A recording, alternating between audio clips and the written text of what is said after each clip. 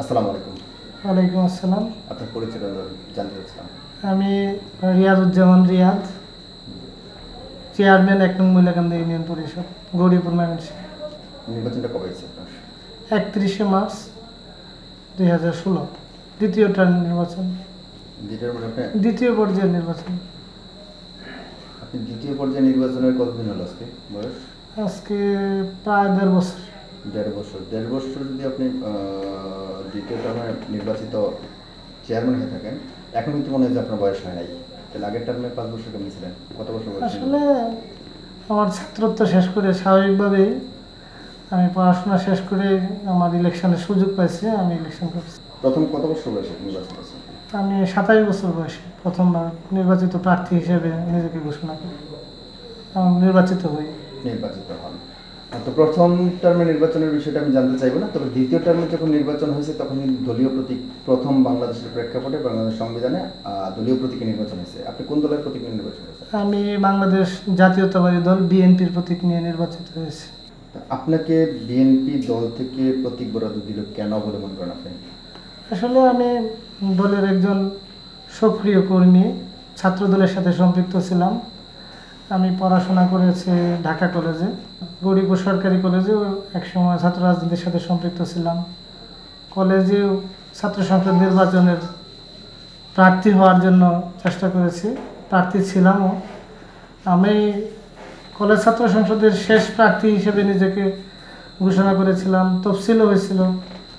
আমাকে মনোনয়ন দল, ছাত্রদল, আমাদের যে উত্তরের কমিটি তারা দিয়েছিল। ওইটাই আমার মানে গৌরীপুরের ছাত্র সংসদ নির্বাচনের শেষ অবস্থান। তারপরে আর ওই ছাত্র সংসদ কখনো তফসিল ঘোষণা হয় নাই, ওইটাও অপারেশন ক্লিন হার্টের কারণে বন্ধ হয়ে গেছিল। মনোনয়ন দিল কেন? ছাত্র দলের কলেজ কমিটির সদস্য ছিলাম। না, আপনার ইউনিয়নে কি বিএনপির কোনো কমিটি ছিল না? ইউনিয়ন বিএনপির কমিটিতে আমি না, আমি প্রথমবার চেয়ারম্যান হওয়ার পরে নির্বাচিত করে উপজেলা বিএনপির যুগ্ম আহ্বায়ক। ইউনিয়নে তো বিএনপির কমিটি ছিল না? ছিল। সেই কমিটির সেই কমিটিও আমাকে মানে ইউনিয়ন কমিটিও আমাকে নির্বাচিত হওয়ার জন্য, মনোনয়ন দেওয়ার জন্য কেন্দ্রীয় কমিটি বরাবর সুপারিশ করেছে। মানে তারা ইউনিয়নের সভাপতি সেক্রেটারি চায়নি? না, তাদের ভিতরে আরেকজন প্রার্থী ছিল, তার থেকে আমাকে যোগ্য মনে হিসেবে আমাকে মনোনয়ন দিচ্ছে।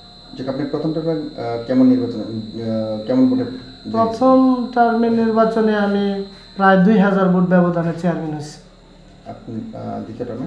দ্বিতীয় টার্মে আমার নিকটতম প্রতিদ্বন্দ্বী থেকে ৪,৭৩৫ ভোট বেশি। মোট ভোট পাইছেন কত আপনি? আমার ৯,৪৩১ ভোট। এই যে প্রথম টার্ম থেকে আপনি প্রায় ৫,০০০ ভোট বেশি পাইছেন, এটা কেন বলে মনে করেন? কী কাজ করছেন এই টার্মে? আসলে আমি মানুষের সাথে খুব কাছ থেকে মিশছি, মানুষের বিভিন্ন ধরনের অভিযোগ অনুযোগ সবসময় তাদের কাছে ছিলাম। আমি প্রথমবার নির্বাচিত হয়েছি, তখন আমার একটা পারিবারিক অবস্থান ছিল।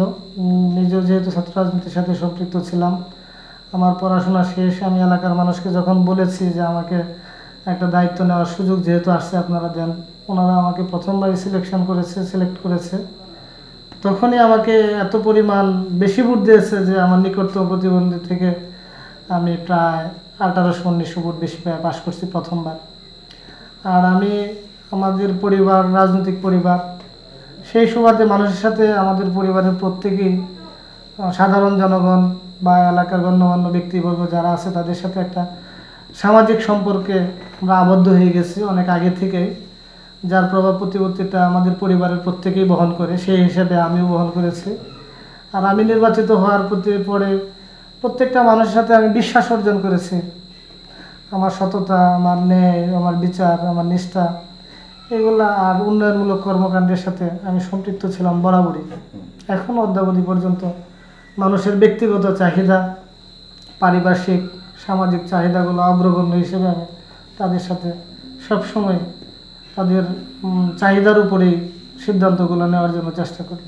আসলে দ্বিতীয় টার্মের নির্বাচনের বিষয়টা মানুষ আমাকে বিশ্বাস করছে, তাদের সততা, তাদের কাছে আমি আমার সততা পরিষ্কারভাবে উপস্থাপন করতে পারছি। বিভিন্ন ধরনের কার্যক্রম, উন্নয়নমূলক কর্মকাণ্ডে মানুষের চাহিদা অনুযায়ী বরাবরই আমাদের উন্নয়নমূলক কর্মকাণ্ডতে গ্রামের বা ওই এলাকার চাহিদা অনুযায়ী আমরা প্রত্যেকটা কাজের সাথে সম্পৃক্ত ছিলাম। আর অন্যান্য ইউনিয়ন বা অন্যান্য নির্বাচিত প্রতিনিধি থেকে আমাদের ইউনিয়ন পরিষদ সচরাচর পূর্ব থেকে না আমার বিশেষ করে আমার বড় ভাই ইউনিয়ন পরিষদের চেয়ারম্যান ছিল, তার থেকেও আমরা মানে সততার একটা পরিষদ, এটা আমরা অনেক আগে থেকেই ঘোষিত যে ইউনিয়ন পরিষদে কোনো মানে ছলনা ছলচাতুরি বা বাজে আজে বাজে কোনো বিষয় নাই। দ্বিতীয় টাইমে যখন নির্বাচন করে তখন আপনি কি কমিটমেন্ট দিচ্ছেন আমাকে?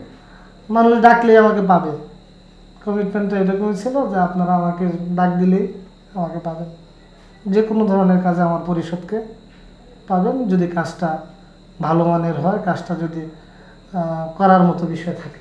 আপনি তো বিএনপি থেকে মনোনীত চেয়ারম্যান, জি। তো সেক্ষেত্রে এই সময় কি আপনার কাজ করতে সমস্যা হচ্ছে মনে হচ্ছে না অন্যান্য চেয়ারম্যান? আসলে আমাদের রাজনৈতিক পরিবেশ পরিস্থিতিটা এরকম, যেহেতু প্রতীক বরাদ্দের নির্বাচিত প্রার্থী আমি, এমনকি নির্বাচিত চেয়ারম্যান, আসলে এখন প্রতীক ছাড়া অদূর ভবিষ্যতে স্থানীয় সরকারের কোনো ইলেকশন হয় কিনা এটাও জানি না। আর আমার পরিবার যেহেতু রাজনৈতিক একটা পরিবার, আর আমি যেহেতু প্রার্থীও একটা প্রতীকের প্রার্থী হিসেবে নির্বাচিত চেয়ারম্যান, বিরোধী দলের অবস্থান থেকে প্রতিবন্ধকতা তো স্বাভাবিক বিষয়, কিন্তু আমরা পদে পদে উপলব্ধি করি। তো আপনি অন্যান্য চেয়ারম্যানের মতো কি বরাদ্দগুলি পাচ্ছেন না?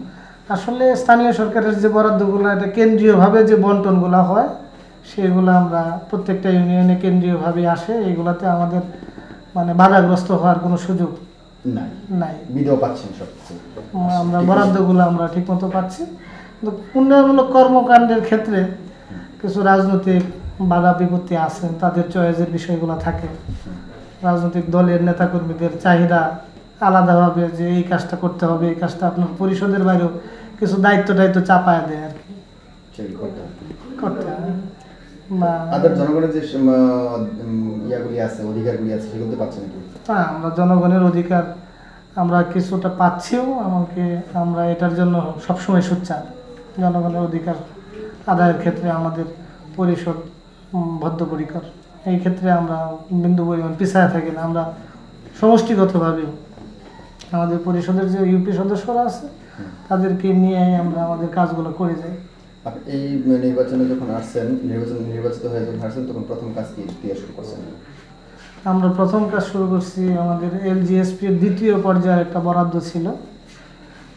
আমি যেহেতু গত পরিষদেরও নির্বাচিত প্রতিনিধি ছিলাম, চেয়ারম্যান ছিলাম, তা আমরা আমাদের সময়ের আগেই এলজিএসপি একটা প্রজেক্ট, এটা তখন এলজিএসপি 2 নামে, এখন এক ধাপ আগে এলজিএসপি 3 হিসেবে ঘোষণা হয়েছে। 16 শেষ অংশটা নির্বাচনের কারণে কার্যক্রমটা স্থগিত রাখছিল গভর্নমেন্ট, দ্বিতীয় পর্যায়ে আমরা এটা করি।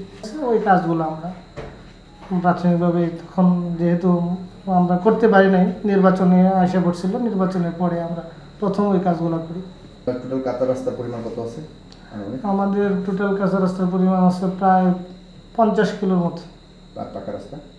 পাকা রাস্তা আমাদের পরিমাণটা খুব কম, 8 থেকে 10 কিলো। কাঁচা পাকা মিলে প্রায় 50-60 কিলো আছে। 50-60 কিলো আছে। সেই রাস্তাগুলির উদ্যোগ কি নিচ্ছেন যে রাস্তাগুলি পাকা করার জন্য? আমরা এখন যে উদ্যোগটা নিচ্ছি, আমরা আসলে সংস্কারের যে বিষয়টা, আমরা নতুন রাস্তা চাহিদা অনুযায়ী যদি খুব লাগে, নতুন কোনো সংযোগ দরকার পড়ে, সেই ক্ষেত্রে আমরা কাঁচা রাস্তা নতুন সংযোগ দিচ্ছি। আর সংস্কারের কাজটা আমরা রীতিমতো করে যাচ্ছি। সংস্কারের কাজটা আমরা আমাদের ইউনিয়ন পরিষদের বিভিন্ন বরাদ্দের মাধ্যমে করে যাই। আর আমরা উন্নয়ন অগ্রযাত্রার ক্ষেত্রে সবচেয়ে বেশি নজর দিচ্ছি পাকা রাস্তাকরণের জন্য। এই জন্য আমরা ইটের সোলিং, হেরিংবন, এসবিও দ্বারা যে ইটের বাইপাস ইট দিয়ে যে কাজগুলা, আর এটা সিসি রাস্তাও আমরা ছোটোখাটো রাস্তাগুলো আমরা করতেছি। আপনার এলাকায় মাদকের অবস্থা? এটা আসলে বাংলাদেশের সব জায়গায় যেরকম পরিস্থিতি, আমার ইউনিয়নের বাইরেও না এটা। আপনি তার বাইরে না। বাল্য বিয়ের অবস্থা? না, বাল্য বিবাহে আমরা জিরো টলারেন্স, এটার ক্ষেত্রে আমরা বিশালভাবে আগাইতে পারছি। উপজেলা প্রশাসন, জেলা প্রশাসন, উপজেলা পরিষদ সবসময় এটার নজর রাখতেছে। আমরা বাল্য বিবাহ হইতে দিচ্ছি না। শিক্ষার হার কেমন আপনার? আমার শিক্ষার হার, না, আমরা যে সাক্ষরতার যে শিক্ষা, এটা আমরা 60-এর উপরে আছি। জেনুইন যে বিষয়টা আপনারা আমাদের সরকারের যে সাক্ষরতার বিষয় সাইটের উপরে আছে। এমনি শিক্ষার হার হয়েছে মূলত 40 বাকি শিক্ষার হার বাড়ানোর জন্য কোনো উদ্যোগ? আমাদের প্রতিষ্ঠানগুলা আসলে মানে অন্যান্য ইউনিয়নের থেকে আমাদের প্রতিষ্ঠানগুলা অনেক ডেভেলপ। আমাদের এখানে কলেজ লেভেলের মাদ্রাসা আছে, 4টা হাই স্কুল আছে, মাদ্রাসা লেভেলেরও কয়েকটা এসএসসি দাখিল পরিমাণের কয়েকটা মাদ্রাসাও আছে, যেগুলোতে আমাদের পড়াশোনার কার্যক্রমটা খুব ভালো। আপনি মুক্তিযোদ্ধা কত আছে? মুক্তিযোদ্ধা আমার ইউনিয়নে 250-র মতো ছিল। এখন আছে 56 বা 57 জন জীবিত আছে মানে। আর ওনারা এই 56 বা 57 জন যে যারা আছেন তাদের সুবিধাগুলো ঠিকমতো পাচ্ছেন কি? আপনি খবর রাখছেন? আসলে মুক্তিযোদ্ধাদের সুবিধার জন্য আলাদা একটা মন্ত্রণালয় তৈরি হয়েছে। তাদের সাথে আমাদের যোগাযোগটা খুব কম, উপজেলা পরিষদের মাধ্যমে তাদের যোগাযোগ। তবে তাদের বিভিন্ন ধরনের চাহিদা যদি আমাদেরকে এরকম ইউনিয়ন পরিষদের সহযোগিতা চায়, আমরা এক্ষেত্রে কোনো ধরনের কৃপণতা করি না। তাদের প্রত্যেকটা বিষয়ের উপরে আমরা নজর দিই। পরিকল্পনা কি ইউনিয়নটাকে কীভাবে সামনে? আমরা একটা মডেল ইউনিয়ন হিসেবে এটাকে ঘোষণা দেওয়ার আমাদের ইচ্ছা। আমরা এই জন্য আমরা জেলা প্রশাসক, উপজেলা পরিষদ চেয়ারম্যানের সাথে আমরা বিভিন্ন সময় বসছি। আমাদের অন্যান্য ইউনিয়ন পরিষদের থেকে আমরা আসলেই স্বচ্ছ। আমাদের ইউনিয়ন পরিষদের কার্যক্রমও তুলনামূলকভাবে অনেক ভালো। আমাদের সরকারের বারবার যে কাজগুলো আছে, সামাজিক নিরাপত্তা বেষ্টনীর যে কাজগুলো আছে, আমরা অনেক স্বচ্ছ। আপনার খুব বেশি সমস্যা হচ্ছে না কাজ করতে মনে হয়?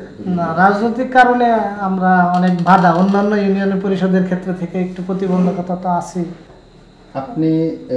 আপনাকে কমিটমেন্ট তেমন কিছু দিতে হয়নি। আপনি যেহেতু বলছেন যে আপনার যে কোনো সময় আমাকে চাবেন, যদি কাজটা করার মতো সেই কাজটা করবো। হ্যাঁ, ডাক দিলেই পাবেন। এই পরিষদের মানে মূল মন্ত্রই হলো এটা, কেউ যদি তার ব্যক্তিগত পারিপার্শ্বিক প্রয়োজনে আমাদের পরিষদের যে কোনো সদস্যকে ডাকে, সাড়া দিবে তাৎক্ষণিকভাবে। এরকম আপনার মেম্বার আপনাকে সহযোগিতা করে কেন? ভালো সহযোগিতা করে সবাই। যদিও দলগতভাবে আমার ইউনিয়ন পরিষদে আমার দলীয় মেম্বার মাত্র 2 জন, সবাই মূলত আওয়ামী। কিন্তু কাজে তো কোনো সমস্যা না, কাজে আমরা মানায় নিছি। আমরা আসলে ইউনিয়ন পরিষদের কার্যক্রমটা তো আসলে পরস্পরকে সহযোগিতা করে। ইউনিয়ন পরিষদের সবাই চেয়ারম্যানের মূলত মানে সমঝোতার মাধ্যমে কাজ করা। আসলে তো এটা বন্টনের বিষয় না যে আপনি অমুকের এলাকায় বেশি দিবেন, তমুকের এলাকায় বেশি দিবেন, এরকম না।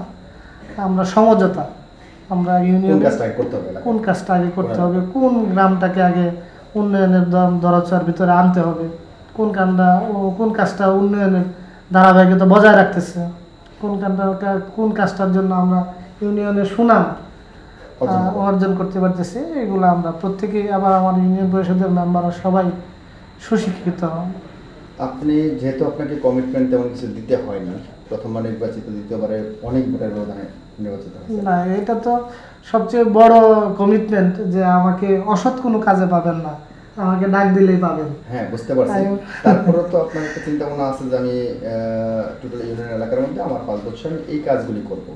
না, আমাদের ধারাবাহিকতা আমাদের ইউনিয়ন পরিষদের বা স্থানীয় সরকারের রুল মেনটেন্সে আছে যে পঞ্চবার্ষিকী, আর আমরা প্রত্যেকটা বছরই প্রত্যেকটা ওয়ার্ডে আমরা একটা ওয়ার্ড সভা করি। ওইখান থেকে চাহিদা তুলে আনি, নতুন চাহিদা, কি প্রয়োজন, জনস্বাস্থ্যের ক্ষেত্রে কি প্রয়োজন। 100% স্যানিটেশনের ব্যবস্থা অনেক আগে আছে, 2007 সালে ঘোষিত হয়েছে এই ইউনিয়ন পরিষদ। তারপরেও যদি এরকম ধরনের প্রতিবন্ধকতা হয়, কোনো দুর্বল পরিবার স্যানিটেশনের ব্যবস্থা করতে পারতেছে না, তাৎক্ষণিক আমরা ব্যবস্থা করে নিই ইউনিয়ন পরিষদের বরাদ্দ থেকে। আমরা আমার ইউনিয়ন পরিষদের একটা বড় বিষয় হতেছে, এখানে একটা বড় বাজার আছে। গৌরীপুরের সবচেয়ে বড় বাজার আমার ইউনিয়ন পরিষদের শ্যামগঞ্জ বাজার। এখান থেকে আমরা রাজস্ব তহবিলে প্রায় 31 লক্ষ টাকা দিই। এটা মানে আমার ইউনিয়ন পরিষদ সচরাচর এই বাজারের ডাক সবসময় খুব বেশি। এই ক্ষেত্রে আমরা 5% একটা টাকা রাজস্ব তহবিলে আসে। 1%-এর বিষয় আছে, যা জমি ক্রয় বিক্রয়ের টাকা নিজস্ব তহবিল হিসেবে আমরা ট্যাক্স আদায় করি। ট্যাক্স আদায়ের অন্তর্ভুক্ত কত পার্সেন্ট? না, খুব ভালোভাবে যে ট্যাক্স আদায় করতে পারে এরকম না। কিছু সচেতন পরিবার তারা উদ্গ্রীব ট্যাক্স দেওয়ার জন্য। আর আমরা যেহেতু ধর্মগুরু মানুষ, কেউ হজে যাচ্ছে বা কেউ ধর্মের কোনো কাজ করতে যাচ্ছে, উনি ইচ্ছা করে দিয়ে যায় যে আমার এই ট্যাক্সটা রাখেন, আমার হোল্ডিং ট্যাক্সটা দায়ী থাকার জন্য। এরকম এটা একটা ভালো লক্ষণ আর কি, এটা তার বুঝ। মানে এই 3-4টা আয় থেকে আপনার ইউনিয়ন পরিষদ মূলত আসলে গভর্নমেন্টই আমাদের আয়গুলার ধারক বা এবং বাহক।